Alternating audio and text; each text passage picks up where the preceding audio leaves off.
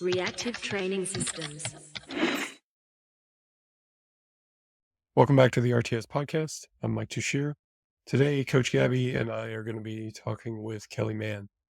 Kelly has recently got back from coaching at Sheffield. She's the first female coach of an athlete at Sheffield. She's also a very talented coach. She's been on the RTS podcast before talking about training and things of that nature. She coached Meg Scanlon at the biggest powerlifting stage in powerlifting right now. For both her and I, it was our first trip to Sheffield. It was a phenomenal experience, as we'll get into a little bit. So we talk about the competition, talk about our impressions, talk about what it was like to coach there, the coaching environment, the coaching challenges. We also talk about her athlete, Meg Scanlon, who had a phenomenal performance, and kind of what some of the challenges and expectations were as they prepared for this competition, as well as what things are different about coaching Meg versus coaching Kelly's typical clients. And then we get into discussions that are more kind of nuts and bolts of training related and a variety of other related topics as well. Anyway, I really enjoyed this. I think it's a useful conversation that can help people improve their training, make better training decisions, which is what we're all about here. So let's get right into it. Here's our conversation with Kelly Mann. It's been, I think we were talking maybe about a year since the last time we had a chat on the podcast. Hasn't it? Yeah, quite a year as well. Yeah, you and I both having just recently gotten back from Sheffield, where it's kind of a first experience for both of us. Yeah, and I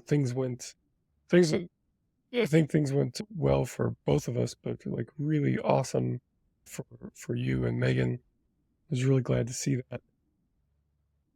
Yeah, just curious of how you found the experience. I don't think I've processed the whole experience yet because it was my first time, so it was really hard to know what to expect. I kind of went into it just reminding myself it's like any other powerlifting competition. There's just like, more stakes involved. But I think knowing that it was a competition where you could really just go in and do the best on the day kind of gave me a little peace with it because, the work had been done. So it was just a time to showcase the work that you had done. And I haven't really been able to process it. I wanted to do a post on Instagram about my reflections, but I haven't been able to actually get them on paper yet because I feel like because it was my first time, it was just very like a surreal experience. And, if I get the opportunity to go back again, I think I'll be able to soak it in a little bit more, if that makes sense. I don't know if you felt the same, like similar, but yeah, it's still a bit surreal. And I think the middle part of the prep was probably the most stressful for us because it was such a long prep. So making the plans, and if the plans didn't go to plan, having to divert and, seeing others posting on Instagram, and it's like, just trying to stay present with it. So I think one of the big reflections for me I was really happy with how I stayed present, particularly during the competition, I think.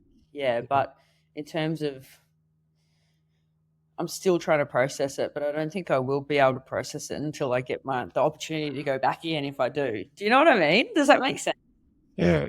I mean, we should send Pete a message and let him know that that's important for mental health next year. So, yeah. Stay present. Hopefully as coaches, but even if not, just send me a ticket. Yeah. And for us to go back, yeah. Send us a ticket. Yeah. Is that pretty typical for you then? Like when you go to a major competition, do you try? It sounds like for this one in particular, maybe you were just kind of like, just treat it like anything else. Don't get sucked in to the hype around it. You just try to kind of, block it off in your mind. Do you, like when you go to Worlds or something, is it a similar It approach? did feel like the anticipation and the general anxiety around it did feel like my first Worlds, but then I was able to keep myself present because of going to a couple of Worlds. I think the experience coaching at Worlds last year in Lithuania really prepped me really well for the experience in Sheffield. And in Lithuania, I practiced getting space when I needed it, doing things I wanted to do, not getting sucked into the culture of staying up till 4 a.m. every night. Because those are the things that I know make me feel personally, don't make me feel great during a powerlifting competition. So I really focused on getting enough sleep and getting enough rest. It did remind me of Yeah. my first Worlds because I was so excited, and the pre-game anxiety, it was hard for me to sleep. So I just knew that I needed to take that in my stride and know that that's a part of it. And obviously the jet lag as well, like traveling Yeah. 24 hours, then going straight into an exciting event. There's no sleep to be had. So Yeah. just That's a challenge that, you guys have to deal with. I mean, I've only made that trip once, so it's obviously going the other direction. And it definitely has an effect. Like I remember athletically, it just kind of didn't feel like myself for a couple yep, days, and maybe that, I don't know, it's a bit harder to tell how it affects performance, but from a internal sense of oneself standpoint, I definitely remember that. yeah, Um, yep, People forget too that like coaching, especially at that level, is a performance as well. Like you have to definitely be present and be focused for a extended period of time, not make any mistakes, similar to the way that athletes yeah, are. Obviously the things you have to do and the stakes are different, similar in that And way. exactly, it's yeah, completely valid also for you to have this anxiety, because usually, like, we only hear from the athlete's perspective that they have performance anxiety, also maybe stepping on the platform for the first time. And Sheffield is a whole different platform, yep, but it's Sure. it's valid when you talk about your own anxiety. And for athletes, sometimes we also hear like that the anxiety calms a bit down once they get the first squat in. Was that similar for you, or how did you feel stepping on the stage for the first time? yeah, definitely had a lot of anxiety just before squats, but Meg's performance with squats was excellent, so that really calmed me down. But you're right. I think any coach that cares is going to get performance anxiety as well. Because if my athlete doesn't perform, that's also on me, it's not on them. So it's making sure that I'm in the right headspace to make the calls that are needed. But yes, before the first squat, I do remember the anxiousness at the back was pretty electric from everybody. So yeah, there was a lot. And if after that it felt really good. Like I didn't have I think all my nerves settled down as we started warming up. Because I don't know how you felt about it, Mike, but even though it was like the highest stakes competition of the year, it was still a bit more relaxed than Worlds, it felt. And I think that might have been the pace of the competition because Worlds is just fast. And Yeah. that's one learning for me. Sheffield's slow.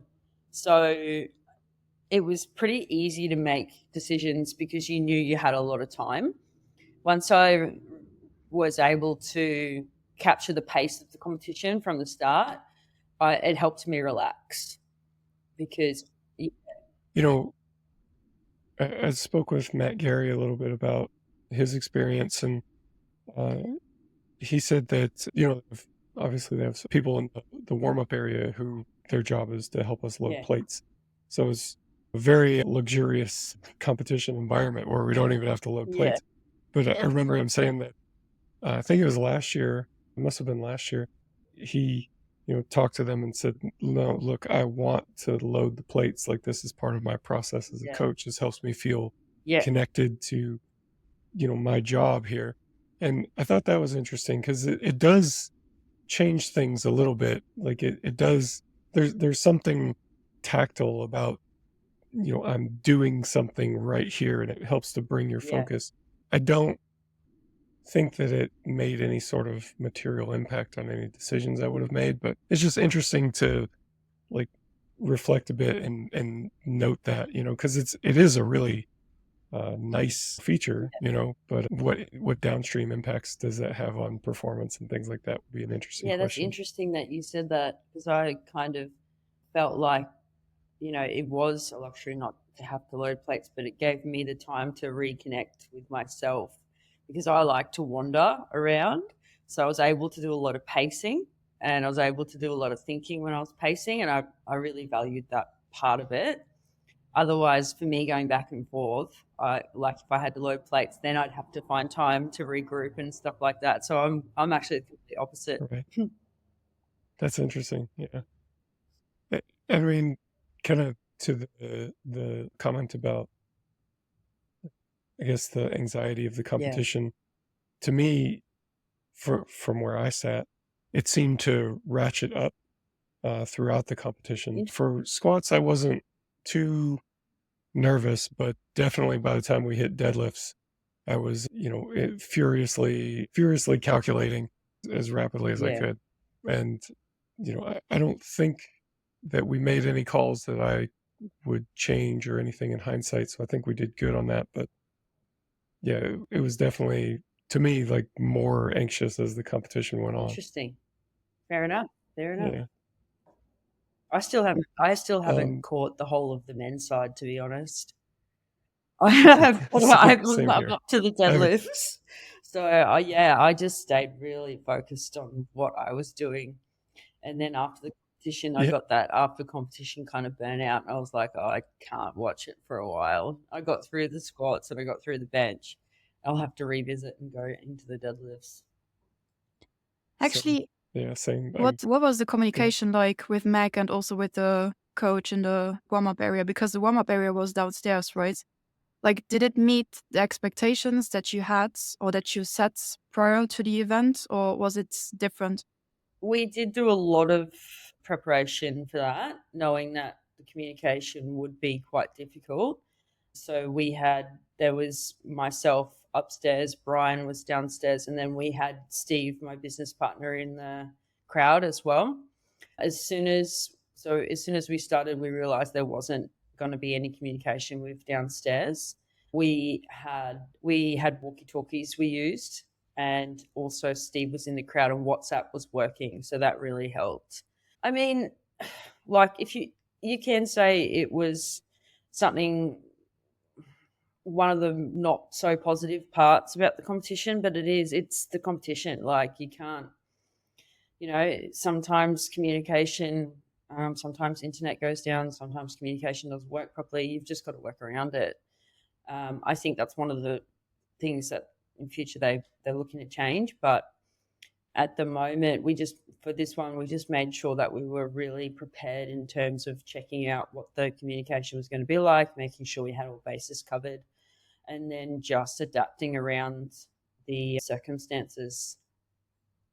Yeah, we did something similar. Yeah. Did the walkie-talkies work out? They did, actually. They worked out quite well. That's a really good idea, because I was actually like low-key joking about having walkie-talkies next time, because I saw the way Mike was trying to communicate to Peter. When I read the messages, it just raised my own anxiety, because he was like, please respond, please respond. Well, yeah. Well, yeah. To be fair, we kind of expected that, like that was all part of the expectation.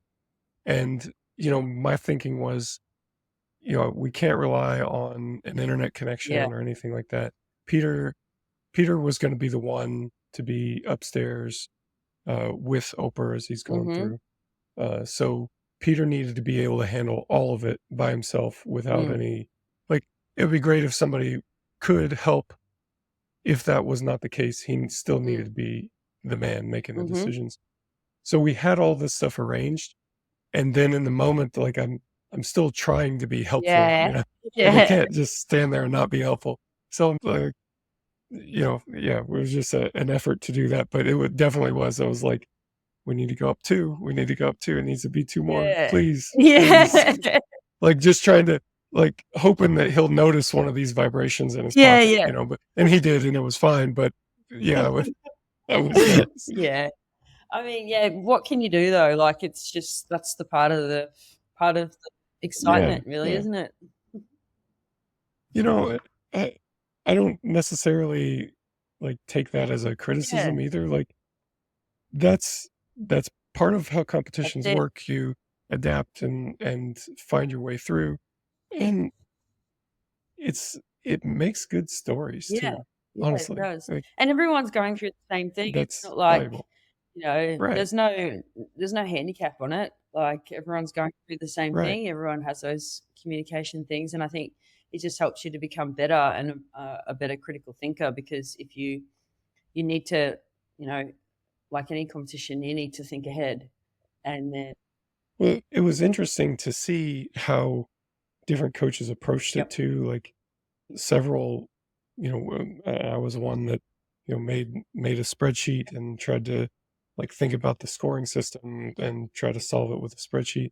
um did you kind of go down that rabbit hole? Like I've talked to other coaches who are just like, you know yep. what, we're just going to lift the most we can lift and that's going to be it. Yeah, no, we did make a spreadsheet. Brian was on the spreadsheet downstairs and Steve was on the spreadsheet Mm. upstairs. And I was in the middle making the calls and just checking with them to make sure that my calls were going to align with what our goals of the competition were. So, yeah, we did. I myself didn't want to know the ins and outs. I wanted to know whether or not the calls that I were making were going to be the correct ones. And that's just knowing because Steve and I have handled competitions a lot together. So that's just us knowing each other. And then Brian was just cross checking his work with us to make sure we're all on the same page. I love that. So back when I was in the Air Force, they used to call that crew coordination. Yeah. So like you've worked together for a while, you know, like the roles that everybody has. It's clear, and y- you like not only know your role, but you know what other people are going to do Yeah. as well, and you can kind of Yeah. backfill and I think that's step up for each other. I That's think really cool. handling like that's really important in competitions. Otherwise, you've got a lot of people trying to do the same thing. So splitting up the work to make sure that those three things, where are we standing? What do we need? What's the attempt selection? Like those are the three things in my head, or what's achievable. Those are the three things in my head that I think are really important roles within the comp.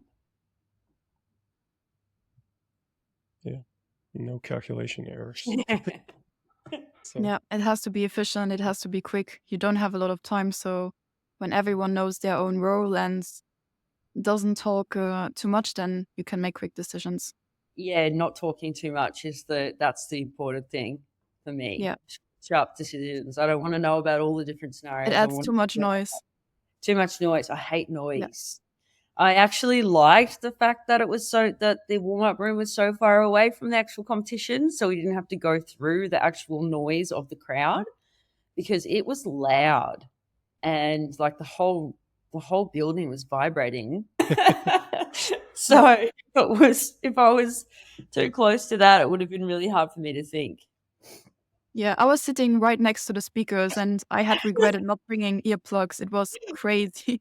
So I was Yeah. wondering if you actually yeah, also heard the No. music and Yeah, yeah. we did, but the acoustics of the place were really good. So when the music was pumping, it was kind of like a cut off soundboard. So I really liked that. It was the vibrations that were coming down to us. So I liked that we were so far away, and I liked that there was a big area in the middle that I could escape and pace and just think. I preferred that personally. Obviously, the athletes are the most important, but personally, that's what I preferred. that's really cool. Yeah, it's a one of a kind Mm. experience, and kind of the degree of competitiveness as well, because everyone is fairly tightly clustered, and a mislift or two makes a world of Mhm. difference. You may be in a close competition, some nationals or an international competition, and have to watch out for 2 or 3 other lifters, but here there's Well, like 5, yeah. 6, 7 other lifters.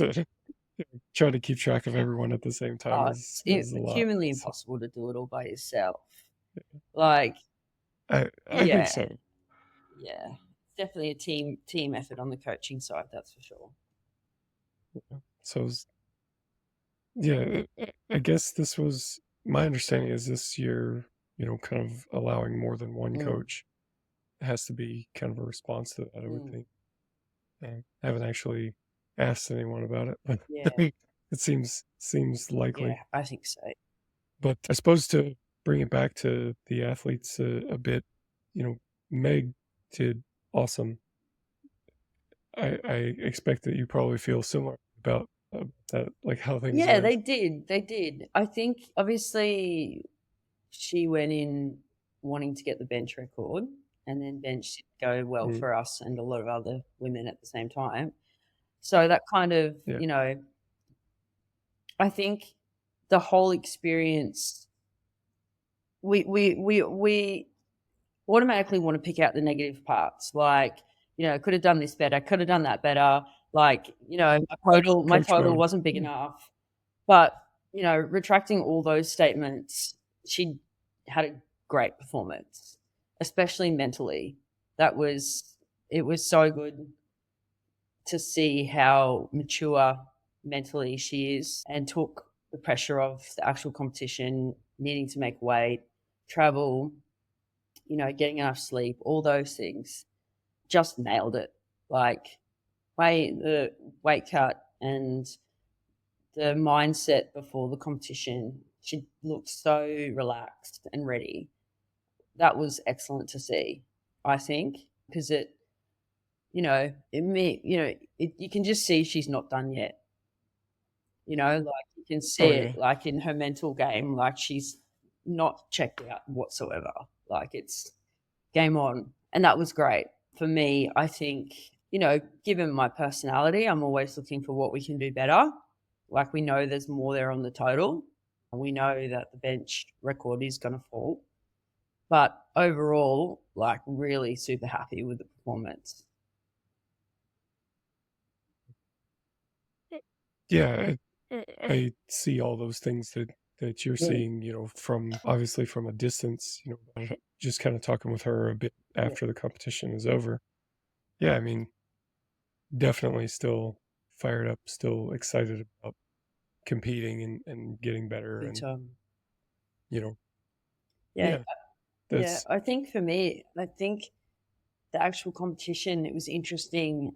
It didn't go as on the women's side, it didn't fall like we thought it was going to fall. Like it didn't, like obviously the first place prediction was right, but the rest of it was completely not really what was predicted. And it was kind of surreal to see that, to be honest. Like, on the women's side, I think only 2 went over the world record, which was crazy. Like you expected to see 1 in front of like most people. Do you know what I mean? So that was Sure. kind of a strange experience, that it didn't kind of go the way that you have these expectations of who's going to hit the world record and who's going and it didn't fall that way at all. Yeah. I found there were lots of missed lifts. Yeah. It's really interesting to me because like the athletes that are competing at Sheffield are quite consistent athletes. So you actually think that you're able to predict, like better predicts their performance. But then again, the whole strategy is going to be different. They're actually pushing themselves a lot and the attempts are going to be different. Or why, do you have any idea like why that could be, that in the end the outcome was so different? Well, it's hard to say. Like, we can blame out or, have these theories, but at the end of the day, it's sports. So, like it's sometimes people just don't do as well as what you thought they were going to do, or sometimes mislifts happen, or, it's just sports. So we can have theories, but at the end of the day, there was just there was just 10 women who didn't hit the world record. And I think Yep. it's the pressure of the competition. It's, you've Yep. got a lot of travel and, different programming strategies. Like, it's all just those things, and being able to reflect on it, as a coach and as an athlete is super important, because that's how we get better. I was more worried about the Well, crowd. you're striving, right? Like you're reaching for as much as you Yeah. can Yeah. total, and of course you do that all the time, but in a format like this, it does kind of push. It's not that I wouldn't. I don't even know if that's the right framing to say that it pushes you to try bigger lifts. I mean, it does in Yeah, a it way, does. just because it's so competitive. Like you do have to try. Yeah. You have to try extra hard. It's Yeah. not like you can play it those 2.5 kilos conservative, and most of the time that's all it is. It's Yeah. just a little bit on your third attempt. If you would have made a call a little bit differently, then it can go. But if you're just reaching a little bit too far, it doesn't take but the smallest amount, and if it's too much, it's just Yeah, too I much. think it's just you have to weigh up the options there, like Sure. if I'm going to be reflective on my attempt selections, I went aggressive on deadlifts. And, like looking back, 220 had to always be the last call, but I could have got there a little bit different. And I'll learn that for next year. But, I had to hit 220 to hit the world record. So, like that's just where we Sure. were at with it. Well, I was gonna ask you as well, like just kind of looking. First of all, Meg posted a phenomenal total about a month out from Yeah. Sheffield. Mhm. And you guys came within that's 7.5 Yeah. kilos of that. So you weren't far off from that Yeah. at Sheffield either, even with the travel and everything else. And just like looking at the attempt selection on paper, it looks like you were kind of setting up to exceed what she did in that main competition by a measure as Yeah. well. Yeah. We expected there was going to be a lot more there on the bench, like there was in the main competition. I'll let her speak about factors of why she thinks that occurred. We've reflected on it. But I stuck with my game plan with that. And I'm actually glad I did, because it, I opened on bench heavy with the expectation that we'd be chipping the world record. And I did that on purpose because I wanted to take smaller jumps for this particular competition. And I'm glad that I did. And then on deads, I'd stuck to the game plan. Looking back on it, I probably should have taken a lighter second attempt, but I don't know if that would have changed the outcome of the competition, if that makes sense. It's kind Yeah. of how I'm thinking Yeah. about it at the moment. But yeah, we were setting up for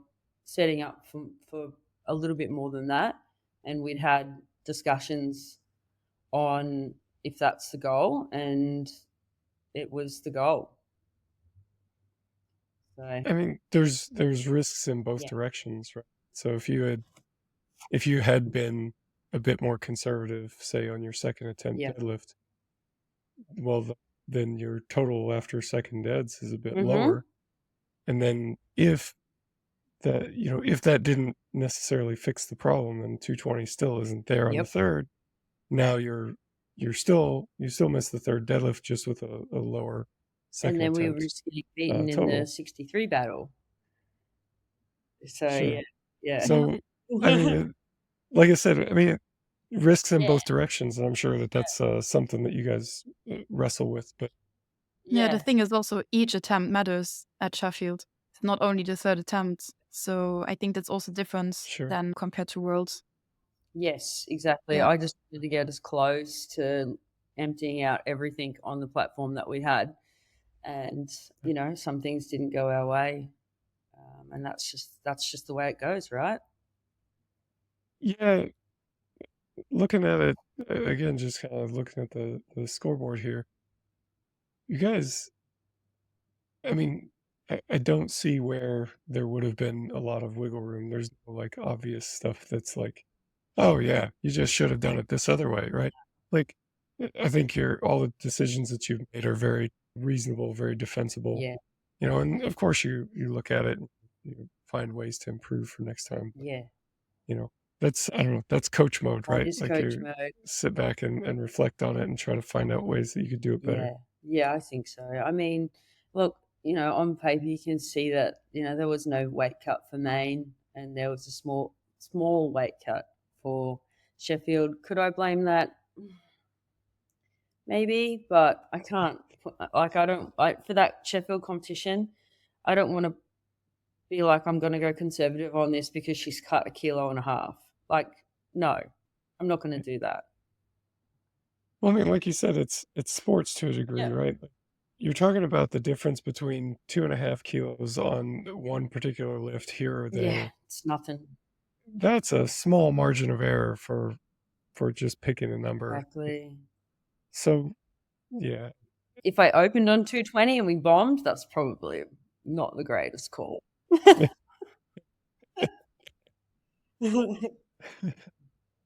Yeah. So, No, go I ahead. was gonna say like it could be an idea to like get to take the smallest amount of jumps without gassing your athlete out while still like gaining confidence from one attempt to the other. Yep. That's Yeah. pretty much it. That's Yeah. pretty much it. Like, yeah, I think there'll just be a bit of a revenge arc coming for bench for her, that's for sure. I'd love to see that. Well, if I could shift gears just a little bit and kind of bring our conversation toward Mm. training, I'm curious, is there anything to you that stands that Meg does different in her training compared to, say, like a typical client? It's kind of always hard to think of the typical because everyone is kind of individualized, have like coaching tendencies, and I was just kind of wondering what stands out I to you. think what she does really well is takes her externals in her stride, because there is a lot. There's 2 kids and all the things that comes with that. Sure. So being able to, I think, we get for her, she gets really good glimpses of like externals being really good, and you can see the difference in training, but not letting your mindset get too bad with when kids are sick and things like that. I think that's the biggest difference with her. And then even though she's a really patient lifter, and there was a couple of times in that prep that things weren't going her way in terms of lifting, and she was able to get over those hurdles and not let it affect confidence for the day, if that makes sense. There wasn't any, but I didn't hit this in training, or but I'm worried I'm not going to hit this number. Like that's the biggest difference for her, is that compared to someone who's just learning the sport. And that's what I meant with like the mindset was awesome. I think that's Do you think that's, I mean, you kind of hinted already, do you think that's kind of a function of her having been in the sport for a while, I or think is that something that's just more she's intrinsic? practiced it over and over again. Practiced the mindset during the weight cut, practiced making decisions during the weight cut because she does her own weight cut, and then really practiced her mental game before each lift. And being one thing with her is having so many different factors externally has helped her to become a more versatile athlete at the back when things don't go the way that we need, if that makes sense, like missing lifts and moving. Just like resilient mentally? Moving through the competition, yeah, really resilient and Yeah. improved on that dramatically. I think that's probably the biggest difference, and that has grown over years, and particularly grown within the last 2 years. Okay. Yeah. I am definitely sympathetic to the idea that,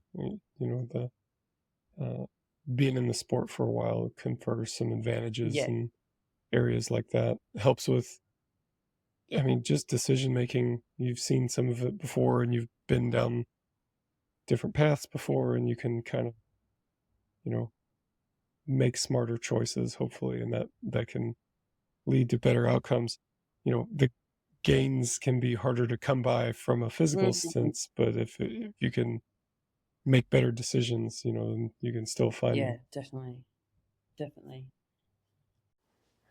Hey, if Ronnie Coleman was a powerlifting coach, he might have said, everybody wants to build custom training programs, but nobody's got a process for how to do it on the regular. But we do. You see, most coaches rely on trial and error, and that's fine if that's your jam, but we wanted a coherent process. Way back in 2015, when I'd already been coaching for over a decade, I finally had learned enough from enough sources that I was able to put the pieces together into one coherent process. We call it emerging strategies. The bulk of our 16 world record setting powerlifters set those records using an emerging strategies program. We talk about emerging strategies a ton on this podcast and everywhere. If you ever want a single thorough explanation for how to implement the emerging strategies process, well, that's the emerging strategies course. The emerging strategies course includes 8 modules. That's almost 24 hours of video instruction covering everything. We teach fundamental concepts and basics all the way through integrated examples and case studies. You can watch it at your own pace, as fast or as slow as you want. Oh, and the RTS community, our private community that offers you just a stupendous amount of value all on its own? Well, if you enroll in the Emerging Strategies course, you get 6 months of that community membership for free. If you have any questions about some concept, you just post it in the network, or jump on a live office hour call with one of our RTS coaches, and you get your answer. If you'd like to enroll or just learn more, to include seeing a full lesson list, all you have to do is go to reactivetrainingsystems.com and click on courses in the main menu. You're going to love it. That she is a mom of small twins is also really impressive, because Yeah. I remember she, after having twins, she went back on the platform. Eventually she also started working with you, coach. You also need a different kind of patience when it comes to that, because she's dealing with different externals that she can't necessarily change. But how did you manage to give her the space, create a space where you keep encouraging her while also being a mom at the same time, and becoming so competitive and still as consistent as possible as a lifter? I think it started way back from the start. Meg's first go-to is to bury her head and not talk about anything. So really encouraging her to be able to talk, with what's going on, and getting her to be comfortable with doing that has been great, and being okay with not being okay. So I think it's just we reach each other on a good personal level. Not all the talk is about training. Sometimes we're not talking about training for days. So it's understanding for me, it's understanding the athlete on a life level, not just a training level.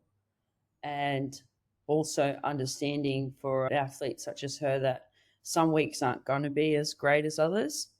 And it's taking advantages of the weeks that are really good and building upon them, I think.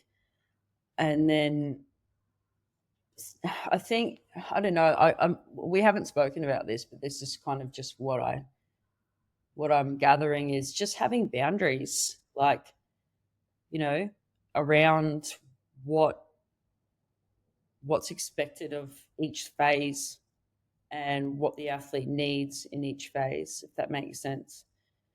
So I think it's more of an understanding on a personal level, not so much a coach athlete level, understanding what that person's going through, I think is the biggest thing there. This sounds similar. Well, you had a post recently where you were talking about some of your own personal growth over the last year, and we're going to get into this little bit when we start talking about business-related topics, but I suppose this is as good a time as any. It sounds like there's a bit of overlap here, that some of the growth that you've seen in Meg mirrors some of the things that you were talking about, like your own personal growth. Does that I think so. Yeah, sound I right? think so. I That's think awesome. coaching an athlete as high a level as her has helped me grow as a person and as a coach. And I think once you see like athletes at that level training and working through those things on paper or personally, I think has helped me to not so much not put pressure on myself, but know that things aren't going to go right all the time. And it's the decisions that you make in those times that help you grow as a coach, I think, you know. And then, I think it's just important for anyone to continue to have a growth mindset, not only in business, but in your personal life, right? Yeah. Yeah. You sound like you're feeling less anxious about stuff like that, things are going to go wrong. We know that, but we also trust that the tools to deal with it when it Yep. happens. Yeah, I've learned to That's I've accurate learned as to well? really back my decisions. I think going through, getting better at international competitions and coaching at international competitions has helped me to really back the decisions that I make, and then also seeking outside opinion. So reaching out to the coaches around me, talking a lot to other coaches and things like that helps me grow as a coach, because it's you if there's that saying, if you think you know it all, then you don't know anything, right? So continuing to seek Sure. learning for me, I think, is really important. And I think one thing that I've really embrace this year is learning about myself as a person is making me a better coach, and like That's what I need. interesting. Is there an example that you can share that's kind of along those lines? Put you on the spot. Looking after myself, you know, like, and making sure that I'm present for myself so then I can be present for those around me. So getting 8 hours of sleep, getting off my phone, keeping my phone time down, going to work into work when I know that I'm at my best, and then working from home when I'm not. Things like that. Asking people if they're okay, telling people if I'm not okay. Like, and treating my athletes as human beings. I think, sometimes I won't get to all my messages in a day, and I'll just be like, "Hey, I'm sorry. I'll get back to you tomorrow." You know what I mean? Like, and having the conversation when you first meet an athlete, saying, these are my strengths and these are my weaknesses, Right. and not trying to be perfect all the time. I think, Gabby, you can attest to that. Yeah, for sure. I think this is big what you're saying, because like I've learned so much from you, and really see you as a coach who has a really high expertise when it comes to programming. But then Mm. again, like there's way more to it, that you also like you try to meet athletes' needs when it comes to their personal life as well. You're not Yep. just an AI who types out a program, right? You actually Yeah. need to create a space Yep. for another human being, so you get to communicate with them. And I think for a lot of athletes, this is really important, because I, as an athlete, and as a coach, I know how to write my own program. Of Mm. course, it's nice to have someone who is not biased in the same way, who is more objective. But at the end of the day, I also just want to have someone to share my journey with, which Yep. is also nice. So I think it's really great that you're able to meet Meg where she's at, because ultimately this helps her to become the best version of herself as an athlete. Yeah, and I think we really value each other as human beings, and I think that's really helped a lot. And you know, like, I don't know about you guys, but I work with people that I really get along with, and I think one thing that I've grown to know is that you can't force relationships. If you get better at choosing the types of athletes that work, or the types of coaches that work really well with you, and those long-standing relationships if they're meant to continue, the ones that grow together. And I think that's relationships in general.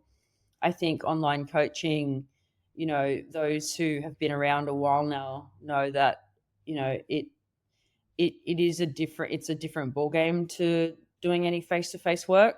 So I started in face-to-face, so it was quite challenging for me to transition over, and it took me a good 2 years to really learn how to do that. And there's certain tricks that make online coaching a lot easier, which is, things like having your workday planned out, doing the same thing every day when it comes to programming and stuff, when having your workflow set, having your response time set properly, making sure that your phone is on do not disturb permanently. That was a big one for me. Because then work becomes work when you want, when you've got to do your work, not just constantly sitting there on your phone. I think that was a big turning point.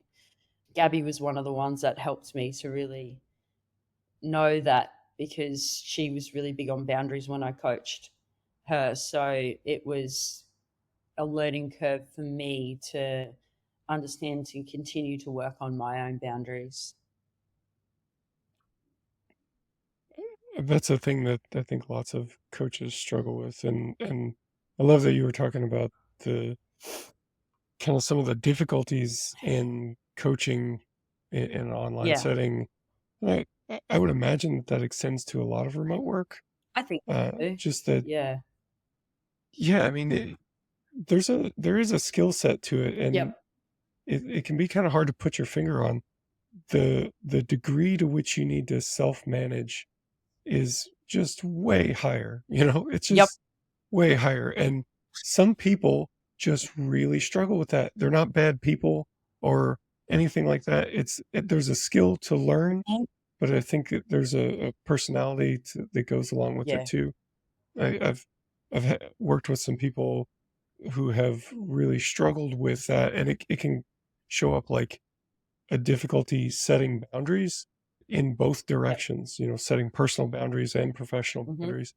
But failure on either end leads to, like, if the only thing you cared about was like the work product, failure on either side of the boundaries leads to inferior work product.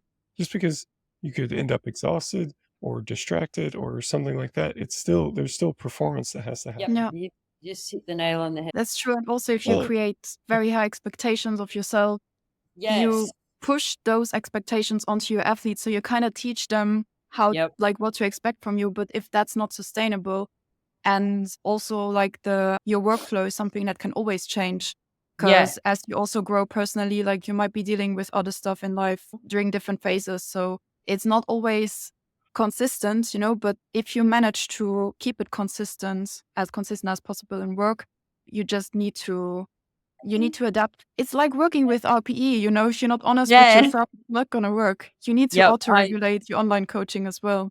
And you really need to know yourself as a coach, as a person. Yep, and you're completely right. Workflow develops over time. So I'm in the middle of changing my workflow again, because I'm at a point now where I think I need to stop working weekends. So I want to change my workflow. And I think, my athletes that work under me now, and any athletes in general, once you've developed that relationship, they're the first ones who are going to go, great, have an excellent weekend. You know what I mean? So kind of having to develop those systems for me now, and understanding when it's time, because, like, I don't know, like, it would be very millennial of me to say, I've paid my dues and, now I get to have a weekend, but because everyone's different, right? You don't have to work 1,000 million hours just so you can have a weekend off. But I feel like for me, now I'm able to reflect on what's going to make me a better coach, and having time for myself really makes me a better coach. Having time where I'm not thinking about competitions and programs and powerlifting is really important, because it helps me clear my head. So understanding that I, need now a weekend off, not because I, need to escape. It's more so I can be more present. I think that's really important, and it stops the guilt around, oh, I'm taking a day off, because as an online coach, taking a day off is a luxury, like we really have to plan that. And I think it's just at the time now where there's no guilt involved. I just know it's the best decision for me. I like how this connects back to something you said about you and Meg, your preparation for Sheffield Yep. as well, where you were talking about how you stayed focused on what you were doing, followed your own game Mm-hmm. plan, tried not to get too caught up in the swirl of the lifts other people were Yeah. hitting, which, I've talked about before. Like, I think that's a huge potential trap, is to get caught up in that, and they can affect the likelihood that pushes you toward bad decision in training that has, negative repercussions on your performances. It's definitely there. And I'm not sure that ignoring the competition makes things any worse at all. No. Like, Yeah. yeah, I don't think too many people just, drastically underperform because, they're focused on their own training. I don't think that's a thing. Yeah. So I think that's a good decision. And, it sounds like the approach that you're taking to, like, managing your work is born of a similar mindset. And it's cool to see symmetries and things like that. And I relate to the idea that from time to time you have to rework, like, your whole workflow. In the beginning, I kind of, you know, would design my workflow, and it reminds me of, like, when I first started, like, writing training programs when I was a teenager, and you think that you're going to write the perfect program that you're just going to run forever. I'm going to design my workflow, and this is just going to be the way that I work. Like, no, that works for a while, and then you have to rework it. It's always Something always this gets in the way. iterative process. Yeah, and I've eventually made my peace with that as Yeah, well. I know. And yeah, it's just understanding that, like, all you can do is set yourself up for you know, how you're performing right now, and then understand that it's not going to be like that, because what life changes, and life changes around a workflow. So especially with the more responsibilities we have as a human being. Sure, sure. So let's talk a little bit about kind of nuts and bolts training stuff. I guess this is probably where we're headed. I said something kind of a bit off the cuff a week ago when we started having an interesting conversation about it. I said something along the lines of, like, it's a mistake to think the only reason that a lift performance might dip from one week to the next is accumulated fatigue.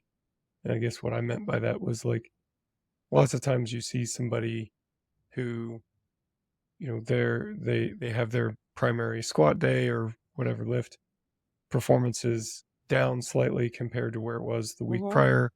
And that's just kind of reflexively chalked up to accumulated fatigue.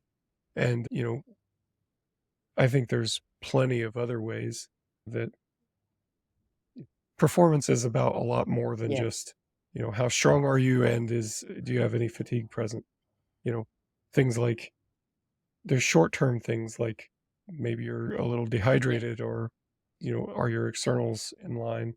But then also, like, programmatic things too. Like, maybe the program just isn't doing what you wish it was.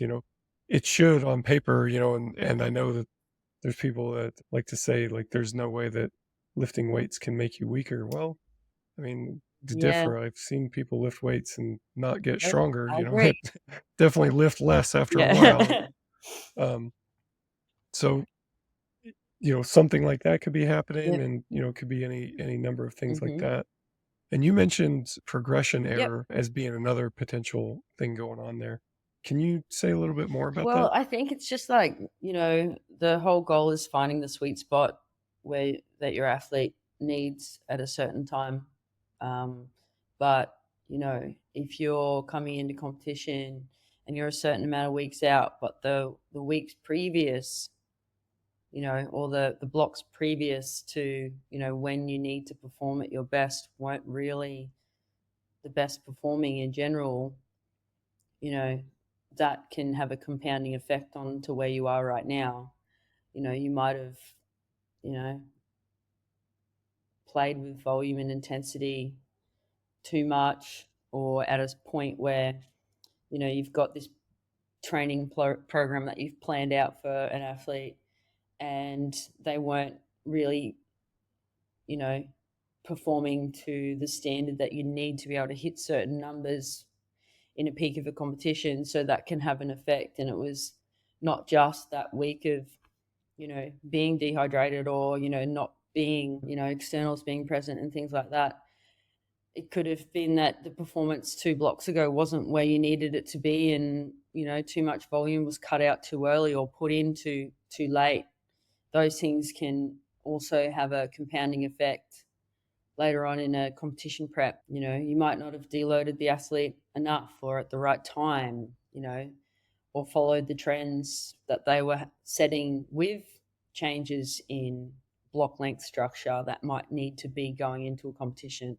All of those things can have an effect on the performance at the end of a prep. So I think, from a coaching standpoint, one thing that I've been developing is looking at weekly performance and weekly markers a lot closer. And that's kind of where I was going with my answer to you.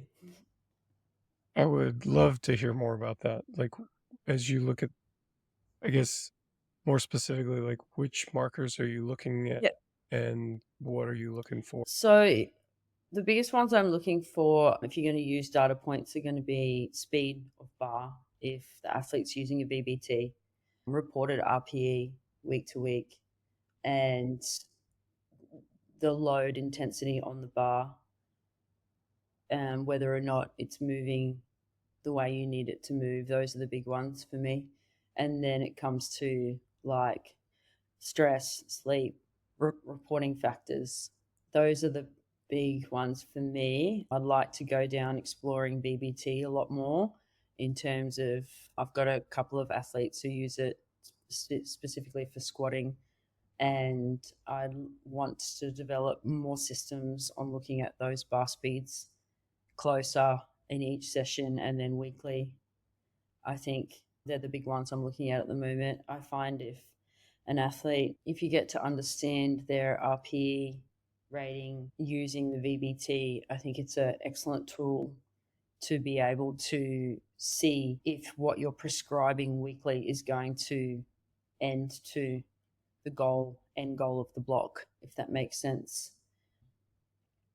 That's where my head's going with it. And if I've got an athlete who's really good at reporting their actual RPE, that helps me heaps if they're really spot on with it.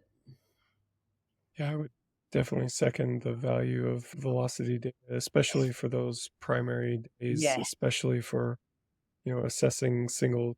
I mean, I think I'm a big fan in general, so I think it's got a lot of utility in other areas of training as well, just to kind of give you that objective insight on, are you being as accurate and truthful as you think you're being with your RPE ratings and things like that. I think it's really helpful there. But when it comes to the singles and performance assessment, it just gives a more clear view, more clear than even video does by itself, I think. Yes. Yeah, 100%. Because, each athlete moves at a different speed based on what they're going to rate the RPE at, right? So if you've got those two markers and you can meet them, and they meet up, then you know that what you're prescribing is doing its job. Just take it, for example, singles. Let's talk about squat singles for a second. You may have a fairly small velocity difference between two singles, and if you were to even like try to match up the videos and play them side by side, they look basically the same, right? But I know from having looked at this for a long time that 0.02 meters per second difference on the velocity, it is a meaningful difference. It's not huge, but it means something, and it's a signal that's worth paying attention to. Yeah. So if I assume that you're looking for, well, maybe I shouldn't assume. As you're looking at load, velocity, and RPE, are you looking for some to progress, some to stay the same? Like, is there a kind of a pattern to it? What are you looking for in the course? That's one of my goals of this year, is to really get into more of the data reading around it. I think at the moment I'm just looking for the big markers, like if it's slowing down. So, Yeah, we're going we're the going wrong the wrong direction. direction. At the moment, I think with having those 3 markers, I think you could get really like in depth with it. I think though, to keep it simple, it's, looking at week to week and also block to block on what's slowing or what's getting faster based on the changes that I've made. And I think also, for those who like to use it and like to read the data, it helps them to understand if the load they put on the bar is the right choice, if I'm just using RPE, or if I've prescribed it, if the prescription is accurate. I think those are the big markers at the moment. But as I said, you could get really in depth with it, using it with testing. I know TSG do that, using it with Yeah. testing and things like that. That's kind of things I'd like to start playing with in the future. I think it's a really interesting topic because, like, in an ideal setting without any confounding externals, ideally an athlete has momentum week per week, so we ramp those up, right? But Yeah. that's not always the case, and there's also what we think might be different types of responders. So we have certain athletes that just don't show any type of response up until the end of the block. We even have some athletes that have a dip in performance, or it just fluctuates week to week. I'm always wondering, like, is this something we just should accept with certain athletes, or is there still something that we can change to improve and achieve a linear progression? I think both of those answers are correct there. I think there's times you need to accept that with an athlete, and that's kind of where I was going at before with, Meg. There's going to be times that, it is what it is, right? You can't help if you've got 2 sick children. And there is times where, it's the opposite. So I think being adaptable in those situations is super important, and understanding what you can control and what you can't control. Like even if you do see that the VBT is slowed down and you're in a peak, you're not going to change anything. Like, if you've made that decision that, you're 2 weeks out, and if it slows down, like, you can make small changes, but you don't have time to overhaul the program there, do you? So it's just understanding like what you're using that data for. I think it's very valuable, especially primary sessions at the end of a block, like to, match the same load, two blocks earlier at the same point of a block, to see, if the athlete's getting stronger, because theoretically, if the bar's moving faster, the athlete's getting stronger, right? So that's kind of where the markers are. But I don't think you can. I think you just have to take it in your stride, and take it as a point of reference, not as a point to completely write a whole program on. Yep. If we see sometimes repeatability, then we can increase our predictability in the end. So it's not always, it doesn't always come down to damage control. Even if an athlete is in a prep, we don't always have to save everything. Sometimes it's all about just knowing what cards we're going to play with at the competition, knowing what the outcome could be. Yep. That's true. Yeah. Yep. Mm-hmm. Yeah, I've been spending more time lately kind of coaching through those like loading decisions too. Like last week we squatted X and it moved at Y velocity. So my recommendation is that this week we try to take aim at this, we're going to try to take aim at plus 5 kilos this week because last week was so good.